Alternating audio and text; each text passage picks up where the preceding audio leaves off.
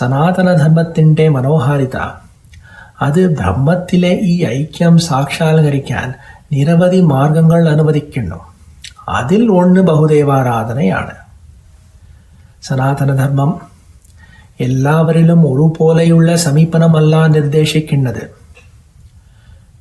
മറ്റു മതങ്ങളിൽ അവരുടെ സത്യത്തിൻ്റെ പതിപ്പ് അംഗീകരിക്കാൻ ഭീഷണിപ്പെടുത്തുന്ന ആവശ്യമുണ്ട്. നിങ്ങൾ അവരുടെ വഴിയെ സത്യമാർഗമായും അവരുടെ ഏകസത്യ ദൈവമായും അംഗീകരിക്കണം.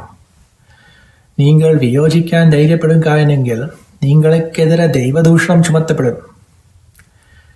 നിങ്ങളുടെ ജീവനം പോലും യഥാർത്ഥ അപകടം നേരിടേണ്ടി വയ്ക്കാം.